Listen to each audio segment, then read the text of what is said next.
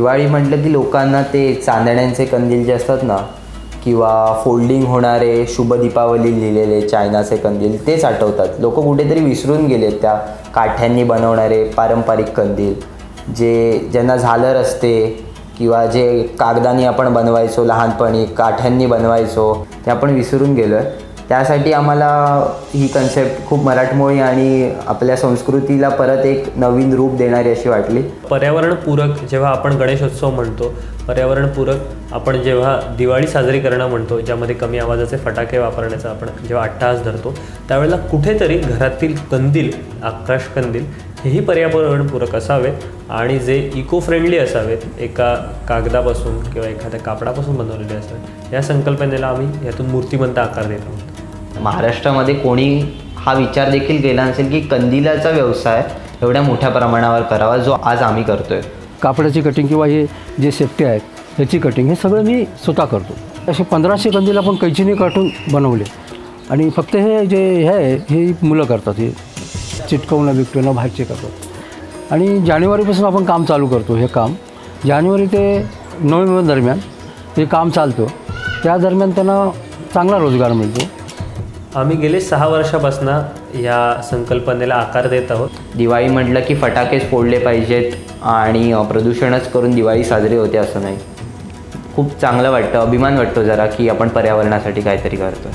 यंदा आकाशकंदिलामध्ये 10 पारंपरिक प्रकार आपल्याला पाहायला मिळतील आणि विशेषतः त्यावर जाऊन एक थोडं कुठेतरी मॉडर्न टेक्स्चर यूज करून एक थोडं पुढे जाणारं आपण आकाशकंदील त्यात बनवलेले आहे. आज ठाणे, मुलुंड, दादर नवनवीन शाखा उघडण्यात येणार आहेत आणि त्या लवकरच पाहण्याला मिळतील.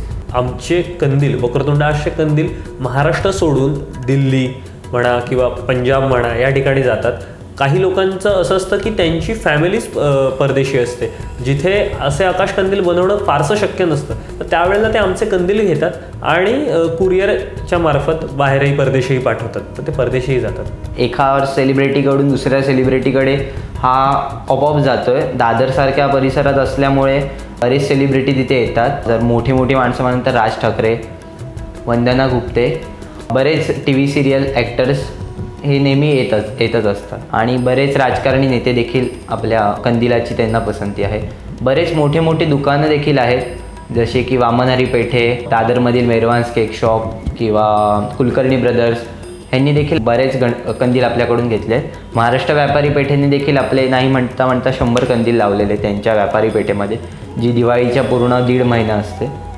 अनुभव ही खूप छान गोष्ट. आमच्या कस्टमरचे अनुभव असेल की त्यांना जेव्हा कंदील आमच्याकडनं ते घेऊन जातात त्यानंतर काही दिवसात ते पुन्हा एकदा आमच्या शॉपवर परत येतात आणि आम्हाला सांगतात की नाही, तुमचे कंदील खूप सुरेख आहेत, आम्हाला आवडले. किंवा त्यांच्या शेजारी जे कोण राहणारे असतील तर त्यांनाही ते आवडलेले असतात आणि तेही आमच्याकडे पुन्हा आकर्षित होतात.